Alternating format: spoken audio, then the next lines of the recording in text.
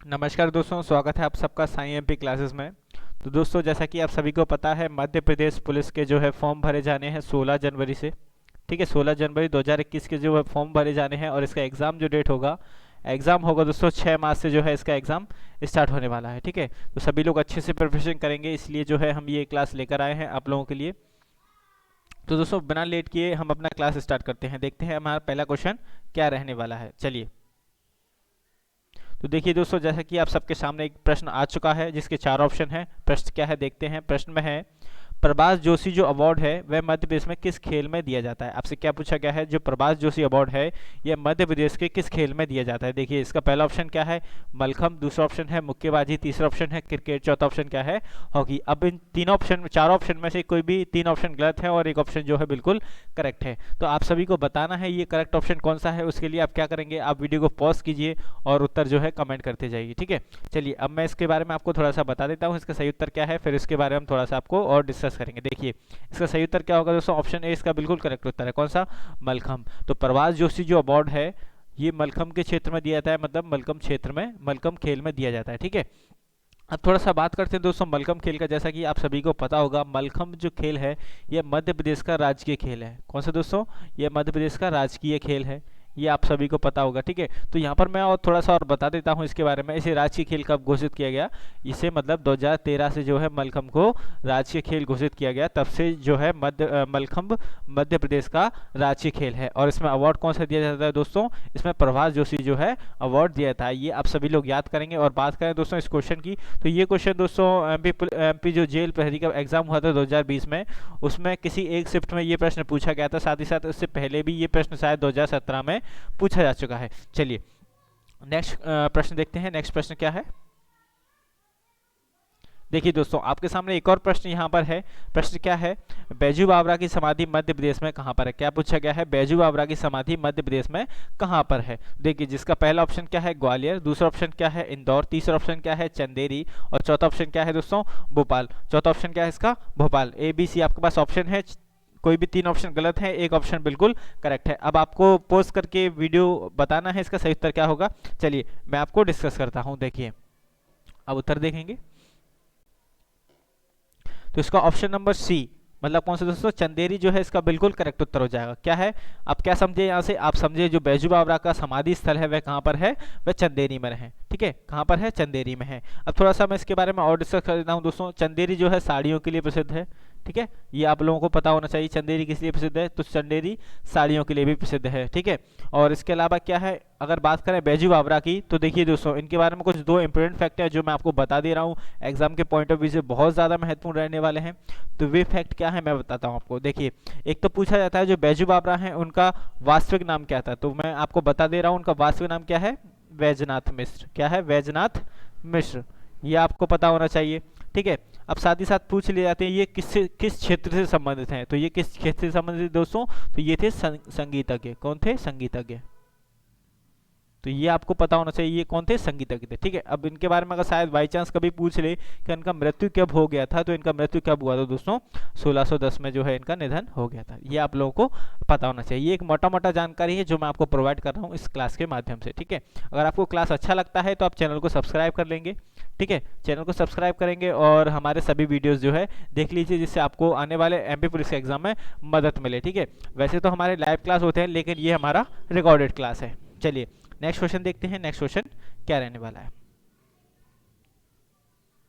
देखिए दोस्तों, आपके सामने क्वेश्चन नंबर 3 क्या है, मध्य प्रदेश में कितने ज्योतिर्लिंग है। तो दोस्तों आपको पता होगा या नहीं पता, तो चलिए मैं आपको बताता हूँ। भारत में टोटल 12 जो है ज्योतिर्लिंग है। ठीक है, ज्योतिर्लिंग मतलब शिव जी का जो है ज्योतिर्लिंग है, उसे शिव जी का ज्योतिर्लिंग कहते हैं, मतलब शिव जी का मंदिर। एक तरीके से मंदिर नहीं, ज्योतिर्लिंग मतलब शिव जी के एक लिंग होते हैं जिसे क्या कहते हैं, ज्योतिर्लिंग बोला जाता है। ठीक है, जहाँ पर एक बहुप्रसिद्ध पिंडी होती है शिव जी की।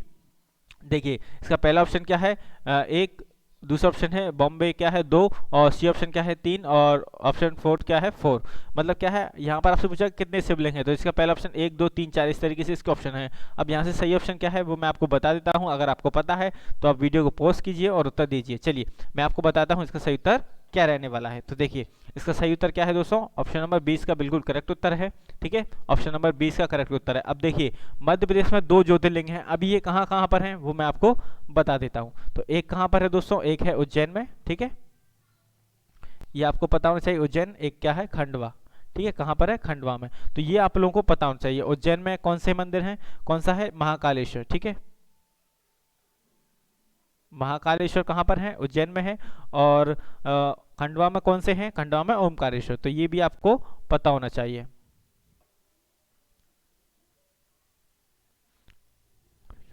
ठीक है, इतना आपको पता होना चाहिए इनके बारे में।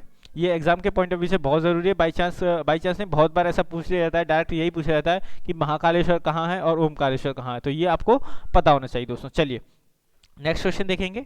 और बात करें अगर इस प्रश्न की, तो दोस्तों ये प्रश्न जो है 2015 में पूछा जा चुका है। ठीक है, 2015 में मध्य प्रदेश पुलिस में ये एग्जाम में आया हुआ प्रश्न है। चलिए नेक्स्ट क्वेश्चन देखते हैं। देखिए दोस्तों आपके सामने एक और प्रश्न है, बहुत महत्वपूर्ण है। क्या प्रश्न है देखते हैं।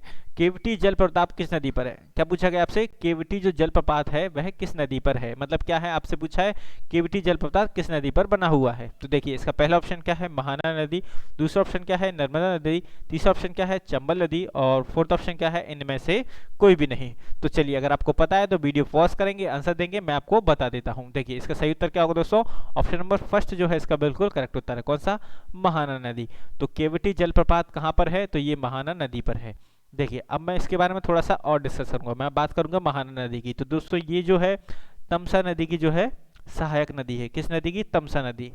अगर आपको पता है तमसा किस नदी का नाम है तो आप कमेंट करके बता दीजिए जल्दी से, मैं आपको बता देता हूँ। टॉस नदी को जो है तमसा बोला जाता है। क्या बोला जाता है दोस्तों, टॉस नदी को ही तमसा नदी बोला जाता है। कौन सा, तमसा नदी। अब बात करेगा दोस्तों तमसा नदी, टॉस नदी की या तमसा नदी की, तो ये कहाँ से निकलती है। तो ये कहाँ से निकलती है दोस्तों, ये सतना से निकलती है। कहाँ से, सतना की कैमूर की पहाड़ी। ये आपको पता होना चाहिए।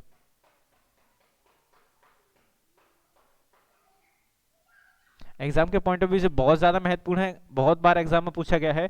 टॉस नदी का जन्म स्थल या उद्गम स्थल क्या है। ठीक है, तो आप क्या बताएंगे, सतना की कैमूर पहाड़ी। बाई चांस अगर सतना नहीं आता तो आप बता देंगे कैमूर पहाड़ियों से जो है टॉस नदी का उद्गम स्थल होता है। ठीक है, और ये केवटी जो जलप्रपात है ये कहाँ पर है दोस्तों, तो ये रीवा जिले में है। ठीक है, कहाँ पर है, रीवा जिले में।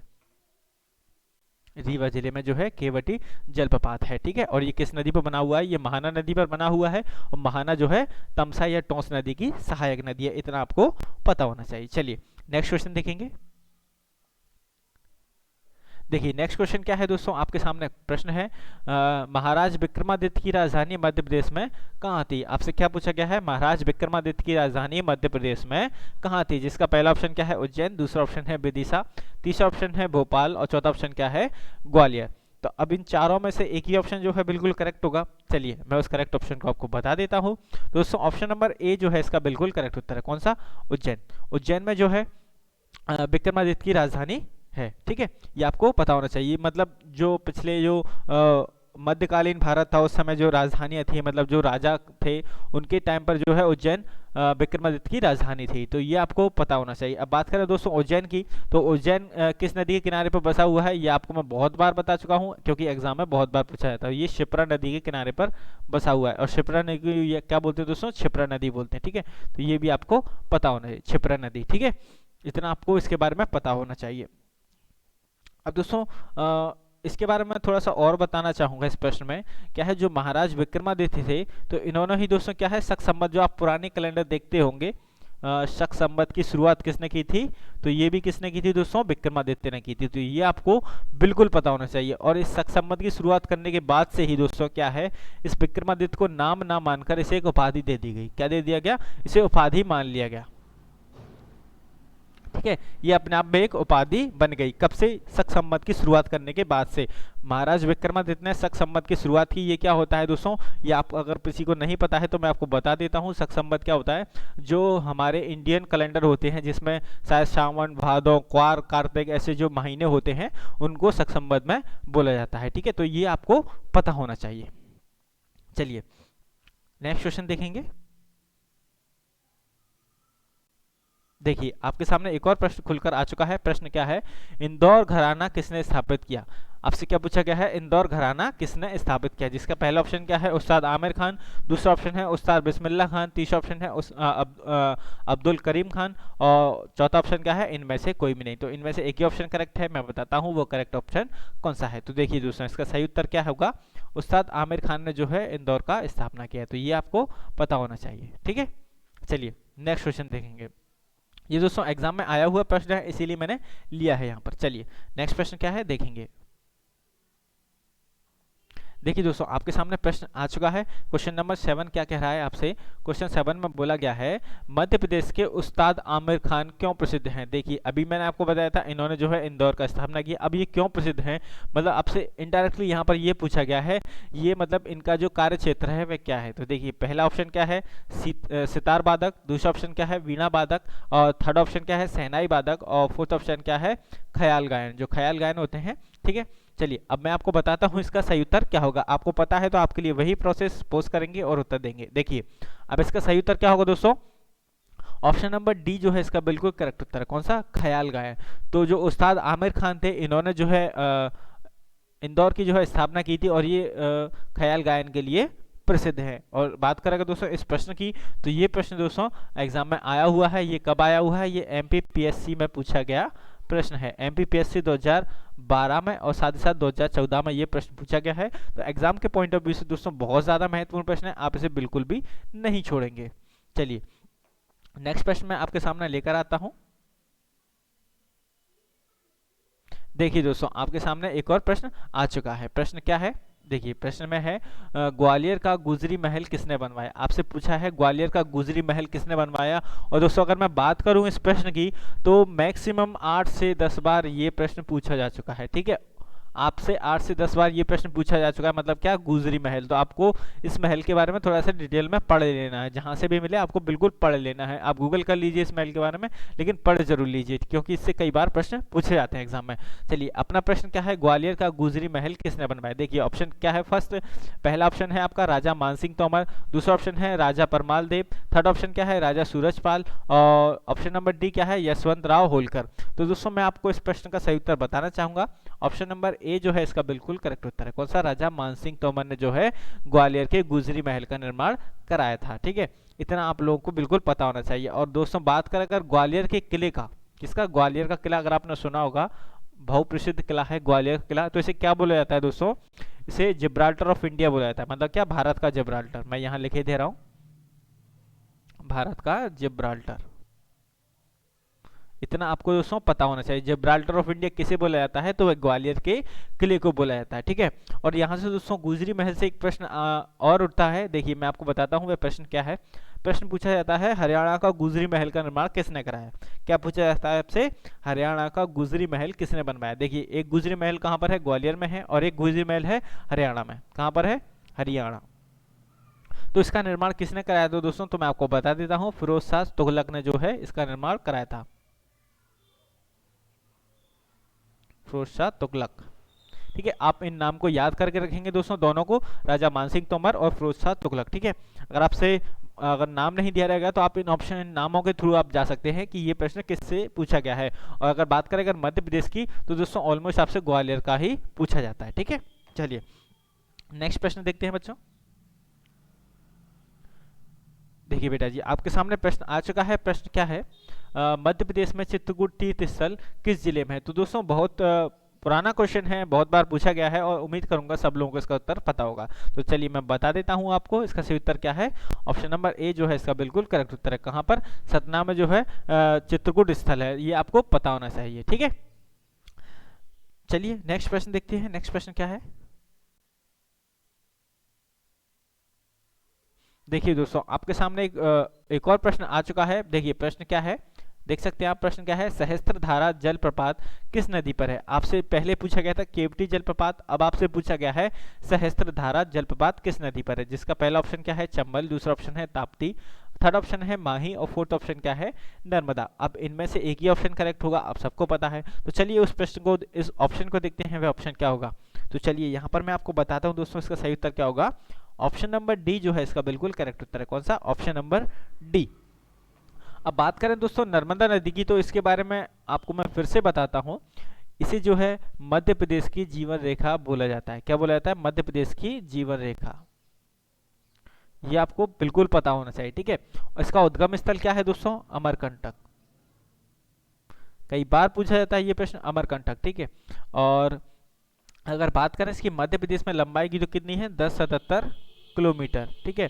और इसकी अगर भारत में लंबाई की बात करें तो कितनी है? 1312 किलोमीटर, ठीक है। कई जगह आपको 1315 भी देखने को मिल जाएगा। और यहाँ से एक और प्रश्न पूछा जाता है दोस्तों, जो नर्मदा नदी है भारत की पांचवी लॉन्गेस्ट रिवर है। कौन सी भारत की पांचवी लॉन्गेस्ट रिवर है? और अगर बात करें ये कहाँ पर जाकर गिरती है, मतलब किस नदी में जाकर या कहाँ मिल जाती है, तो ये खंबात की खाड़ी में जाकर मिल जाती है। क्या? खंबात की खाड़ी। ये भी आपको बिल्कुल पता होना चाहिए दोस्तों। तो ये नर्मदा नदी के बारे में कुछ बहुत ज़्यादा महत्वपूर्ण फैक्ट थे जो मैंने आपको यहाँ बता दिए हैं। चलिए नेक्स्ट प्रश्न देखते हैं। नेक्स्ट प्रश्न क्या है? देखिए दोस्तों, आपके सामने एक और प्रश्न आ चुका है। देखिए प्रश्न क्या है? प्रश्न है आपका, विश्वामित्र जो पुरस्कार है, कौन सा विश्वामित्र पुरस्कार मध्य प्रदेश में किस क्षेत्र में दिया जाता है? तो आपसे पहला ऑप्शन क्या पूछा है? खेलों के अच्छे प्रदर्शन के लिए। दूसरा ऑप्शन है खेल में अच्छे प्रशिक्षण के लिए। तीसरा ऑप्शन है आपका सामाजिक कार्य के लिए। चौथा ऑप्शन क्या है? साहित्य के लिए। तो यहाँ से दोस्तों एक ही ऑप्शन जो है बिल्कुल करेक्ट होगा। तो मैं आपको करेक्ट ऑप्शन को बता देता हूं। ऑप्शन नंबर बी जो है इसका बिल्कुल करेक्ट उत्तर है। कौन सा? विक्रमादित्य जो पुरस्कार है, कौन सा? विक्रमादित्य पुरस्कार। ये खेलों में अच्छे प्रशिक्षण के लिए दिया जाता है, मतलब ये कोचिंग के लिए दिया जाने वाला अवार्ड है। तो आप इतना जरूर याद कर लेंगे इसके बारे में, ठीक है। चलिए नेक्स्ट प्रश्न देखेंगे। देखिए दोस्तों, आपके सामने एक और प्रश्न खुल चुका है। प्रश्न क्या है? क्वेश्चन नंबर 12 है, कर्क रेखा मध्य प्रदेश के कितने जिलों से गुजरती है? आपसे क्या पूछा गया है? कर्क रेखा मध्य प्रदेश के कितने जिलों से गुजरती है? तो यहाँ पर पहला ऑप्शन क्या है? 12, बी ऑप्शन क्या है? 13, और सी ऑप्शन क्या है? 14, और डी ऑप्शन क्या है? 15। तो आपको बताना है इसका सही उत्तर क्या होगा, कमेंट करके आप बता दीजिए। चलिए मैं आपको उत्तर बता देता हूँ। तो इसका सही ऑप्शन क्या हो जाएगा दोस्तों? ऑप्शन सी जो है इसका बिल्कुल करेक्ट उत्तर है।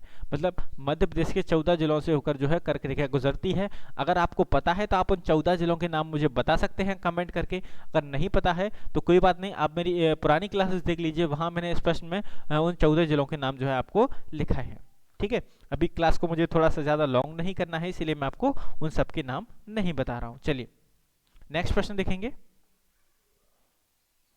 देखिए दोस्तों, आपके सामने एक और सुप्रसिद्ध प्रश्न आ चुका है। प्रश्न क्या है?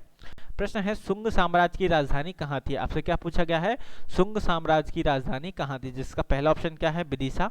दूसरा ऑप्शन है उज्जैन। तीसरा ऑप्शन है ग्वालियर, और चौथा ऑप्शन क्या है? इंदौर। तो यहाँ पर चार ऑप्शन है, एक ऑप्शन बिल्कुल करेक्ट है। तो चलिए उस ऑप्शन को डिस्कस करते हैं। ऑप्शन नंबर ए जो है बिल्कुल करेक्ट है दोस्तों, ठीक है। ऑप्शन नंबर ए जो है बिल्कुल करेक्ट है। विदिशा जो है दोस्तों भोपाल से पहले पड़ता है। चलिए इसके बाद अब बात करें दोस्तों शुंग साम्राज्य की। किसकी? शुंग साम्राज्य की अगर बात करें दोस्तों तो इसकी स्थापना किसने की थी? तो मैं आपको बता देता हूँ इसकी स्थापना किसने की थी। पुष्यमित्र ने। पुष्यमित्र ने जो है शुंग साम्राज्य की स्थापना की थी, ये आपको पता होना चाहिए। और ये जो शुंग साम्राज्य है ये एक ब्राह्मण साम्राज्य था, ठीक है। तो ये भी आपको पता होना चाहिए, ठीक है। कई बार डायरेक्ट इनडायरेक्टली ये प्रश्न पूछा गया है। शुंग साम्राज्य एक कौन सा साम्राज्य है, ठीक है। वहाँ पर ऑप्शन लिख के आते थे, उसमें एक ब्राह्मण साम्राज्य भी होता था, तो वो बिल्कुल करेक्ट हो जाएगा। तो इतना आप लोगों को दोस्तों पता होना चाहिए, शुंग साम्राज्य जो है ब्राह्मण राजवंश है, ये भी आपको बिल्कुल पता होना चाहिए। चलिए नेक्स्ट प्रश्न देखेंगे। देखिए दोस्तों, नेक्स्ट प्रश्न क्या है? प्रश्न में है, मध्य प्रदेश का कौन सा जिला मैग्नीज अयस्क के लिए प्रसिद्ध है? क्या पूछा गया है? मैग्नीज अयस्क के लिए कौन सा जिला प्रसिद्ध है? जिसमें पहला ऑप्शन है बालाघाट, दूसरा ऑप्शन है छिंदवाड़ा, तीसरा ऑप्शन है जबलपुर, चौथा ऑप्शन क्या है? मंडला। और आपको बताना है सही उत्तर क्या होगा। चलिए मैं आपको इसका सही उत्तर बताता हूँ। तो दोस्तों इसका सही ऑप्शन क्या हो जाएगा?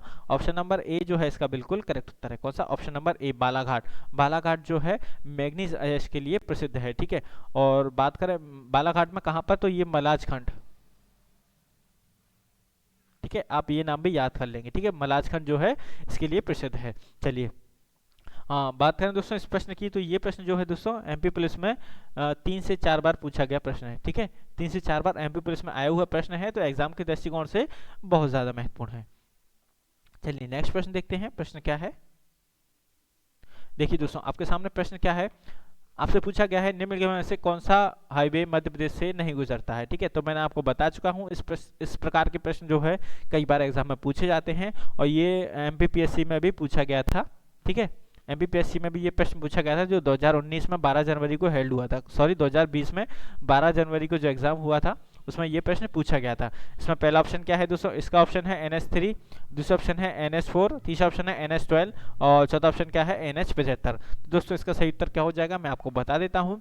इसका सही उत्तर है ऑप्शन नंबर बी, NH4 जो है मध्य प्रदेश से होकर नहीं गुजरता है। तो ये NH4 कहाँ से जाता है, तो चलिए मैं आपको बताता हूँ। ये दोस्तों मुंबई से होकर, ठीक है, मुंबई से कहाँ जाता है, पुणे। ठीक है, मुंबई से पुणे जाता है। ठीक है, और पुणे से बेंगलोर, और बेंगलोर होते हुए चेन्नई जाता है। ठीक है, कहाँ जाता है, चेन्नई। तो ये नाम आपको पता होना चाहिए, इन महत्वपूर्ण शहरों से ये गुजरता है। ठीक है, इसलिए मैं महत्वपूर्ण शहरों के ही नाम लिखे हैं यहाँ पर। ठीक है, तो यहाँ पर ये जाकर गुजरता है, तो ये मध्य प्रदेश से नहीं गुजरता है। चलिए नेक्स्ट प्रश्न देखते हैं। नेक्स्ट प्रश्न क्या है, देखिए दोस्तों आपके सामने एक और प्रश्न है। प्रश्न क्या है, मध्य प्रदेश का सबसे लंबा प्रादेशिक राजमार्ग कौन सा है। तो देखिए सबसे लंबा प्रादेशिक राजमार्ग कौन सा है, ऑप्शन नंबर सी। ये मैं कई बार बता चुका हूँ इसलिए मैं यहाँ पर ऑप्शनों को डिस्कस नहीं करूंगा, लेकिन मैं इसके बारे में थोड़ा सा बताना चाहूँगा। इसकी लेंथ कितनी है दोस्तों, इसकी लेंथ है 743 किलोमीटर। ठीक है, और कई जगह दोस्तों ये 744 भी होगा तो भी आप उसे टिक कर देंगे। ठीक है, लेकिन अगर ऑप्शन में 744 और 743 दोनों है तो आप 743 जो है टिक करेंगे। ठीक है, इतना आपको पता होना चाहिए। अगर बात करें इस राजमार्ग की तो ये कहां से कहां तक जाता है, तो मैं आपको बता देता हूं। तो ये कहां से जाता है दोस्तों, यूपी के जैतपुर नामक जिले से। कहां से, जैतपुर जगह से। और ये कहां तक जाता है, मध्य प्रदेश से होता हुआ महाराष्ट्र के नागपुर तक। ठीक है, इसके बारे में इतना आपको बिल्कुल पता होना चाहिए। और ये प्रश्न दोस्तों एग्जाम में बहुत बार पूछा जाता है, मतलब बहुत बार। और शायद ये अभी रिसेंट में जो एग्जाम हुआ है जेल प्रहरी 2020 में जो एग्जाम हुआ है तो उसमें भी ये प्रश्न जरूर पूछा गया है दोस्तों। ठीक है, तो आप इसे बिल्कुल अच्छे तरीके से याद कर लेंगे। ठीक है, और दोस्तों आपको अगर क्लास पसंद आता है तो आप चैनल को सब्सक्राइब कर लीजिए। ठीक है, और बेल आइकन को प्रेस कर दीजिए और अपने सभी दोस्तों के साथ जो है दोस्तों शेयर कर दीजिए। हम जो है टारगेट बैच हम लेकर आ गए हैं एमपी पुलिस के लिए। ठीक है, तो ये आपको बिल्कुल पता होना चाहिए। ठीक है, जिसमें हम आपको मैथ रीजनिंग और एमपी जीके और साइंस, मतलब जीके पूरा और मैथ रीजनिंग के जो है हम आपको क्लास देने वाले हैं। ठीक है, और हमारा बैच स्टार्ट भी हो चुका है और हमने अभी तक शायद 1-2 क्लास मैथ का और 1-2 क्लास रीजनिंग का भी लगा दिया है। लेकिन आज जो है दोस्तों कुछ बच्चे कह रहे थे सर आज क्लास नहीं लगाइए प्लीज़, तो इसलिए हम दोस्तों क्या है, मुझे अपना कोर्स कंप्लीट कराना है, इसलिए जो है मैं आज ऑफलाइन क्लास प्रोवाइड करा रहा हूँ। ठीक है, चलिए नेक्स्ट प्रश्न देखेंगे। नेक्स्ट प्रश्न है दोस्तों, कौन सा राज्य मध्य प्रदेश के साथ सबसे लंबी सीमा साझा करता है। तो ये आपको बिल्कुल पता होगा, फिर भी मैं आपको बता रहा हूँ। ऑप्शन है पहला उत्तर प्रदेश, दूसरा है राजस्थान, तीसरा है छत्तीसगढ़, चौथा है गुजरात। तो दोस्तों आप सभी को पता होगा इसका सही उत्तर क्या होगा। अगर नहीं पता है तो कोई बात नहीं, मैं आपको बता रहा हूँ। उत्तर प्रदेश जो है इसका बिल्कुल करेक्ट उत्तर है। तो कौन सा दोस्तों, उत्तर प्रदेश जो है मध्य प्रदेश से सर्वाधिक सीमा साझा करता है। तो ये आपको पता होना चाहिए। ठीक है, अब यहाँ पर एक प्रश्न मैं आपसे पूछता हूँ दोस्तों, उत्तर प्रदेश का डायरेक्शन मध्य प्रदेश के डायरेक्शन के सापेक्ष कहाँ पर है। ठीक है, तो ये आपको मुझे कमेंट बॉक्स में बताना है। चलिए नेक्स्ट प्रश्न देखेंगे। नेक्स्ट प्रश्न क्या है, मध्य प्रदेश का कौन सा जिला राजस्थान की सीमा पर नहीं है। देखिए आपके सामने एक और प्रश्न है, मध्य प्रदेश का कौन सा जिला राजस्थान की सीमा पर नहीं है। पहला ऑप्शन है गुना, दूसरा ऑप्शन है नीमच, तीसरा ऑप्शन है अलीराजपुर, चौथा ऑप्शन क्या है, मंदसौर। अब इनमें से एक ही ऑप्शन करेक्ट होगा, आप सभी को पता है। तो चलिए उस प्रश्न को, उस ऑप्शन को डिस्कस करता हूँ। ऑप्शन नंबर सी जो है इसका बिल्कुल करेक्ट उत्तर है। कौन सा दोस्तों, अलीराजपुर। अलीराजपुर जो है राजस्थान की सीमा को टच नहीं करता है। तो ये किस राज्य की सीमा को टच करता है, तो ये गुजरात की सीमा को टच करता है। ठीक है, इतना आपको पता होना चाहिए, ये गुजरात की सीमा पर है। ठीक है, तो ये आपको बिल्कुल पता होना चाहिए। चलिए दोस्तों अपना आज का लास्ट प्रश्न देखते हैं। लास्ट प्रश्न क्या रहने वाला है, ये है अपना आज का लास्ट प्रश्न। क्या है, Laxmibai national institute of physical education Madhya Pradesh में कहाँ पर है। दोस्तों ये एग्जाम में आया हुआ वेरी वेरी इंपोर्टेंट क्वेश्चन है, वेरी वेरी इंपोर्टेंट क्वेश्चन है। मैं आपको फिर से बता रहा हूँ, एक Laxmibai national institute of physical education और एक लक्ष्मीबाई की समाधि, तो ये दोनों कहाँ पर हैं दोस्तों, ये मध्य प्रदेश के ग्वालियर में है। कहाँ पर है, मध्य प्रदेश के ग्वालियर में है। ये आपको बिल्कुल पता होना चाहिए, बहुत बार पूछा गया प्रश्न है। अब थोड़ा सा इसके बारे में डिस्कस कर लेता हूँ दोस्तों। जो एजुकेशन ये इंस्टीट्यूट है तो ये मध्य प्रदेश के ग्वालियर में है और इसकी स्थापना कब की गई थी, तो इसकी स्थापना की गई थी सन 1957 में जो है इसकी स्थापना की गई थी। और ये एशिया में दोस्तों सेकंड लार्जेस्ट फिजिकल एजुकेशन है, फिजिकल एजुकेशन का जो है सेंटर है ये, तो ये भी आपको पता होना चाहिए। और ये क्वेश्चन दोस्तों बहुत बार एग्जाम में पूछा गया है। यहाँ से एक और प्रश्न जो मैंने अभी आपको रिपीट किया था, रानी लक्ष्मीबाई की समाधि कहाँ पर है, तो ये कहाँ पर है, ये भी ग्वालियर में है। ठीक है, एग्जाम में कई बार पूछा जाता है। अब दोस्तों मैं आपको एक और प्रश्न मैं आपसे क्विज के रूप में पूछ रहा हूँ क्वेश्चन है मेरा, रूप सिंह जो स्टेडियम है, रूप सिंह स्टेडियम, तो ये कहाँ पर है। ठीक है, रूप सिंह स्टेडियम कहाँ पर है, आपको कमेंट बॉक्स में मुझे इसका उत्तर देना है। चलिए दोस्तों, क्लास लेने के लिए बहुत बहुत धन्यवाद। अगर आपको क्लास पसंद आता है तो आप चैनल को सब्सक्राइब कर लीजिए और अपने सभी दोस्तों के साथ शेयर कर दीजिए। और हमने ऐसे बहुत सारे बहुत सारे जीएस के मतलब एमपीजीके का और साइंस का पोर्शन डाला हुआ है अपने चैनल पर, तो आप साई एमपी क्लासेस पर जाकर देख सकते हैं। और आपको अगर अच्छा लगता है तो सब्सक्राइब कीजिए, लाइक कीजिए और अपने सभी दोस्तों के साथ शेयर कीजिए। दोस्तों, क्लास में जुड़ने के लिए बहुत बहुत धन्यवाद।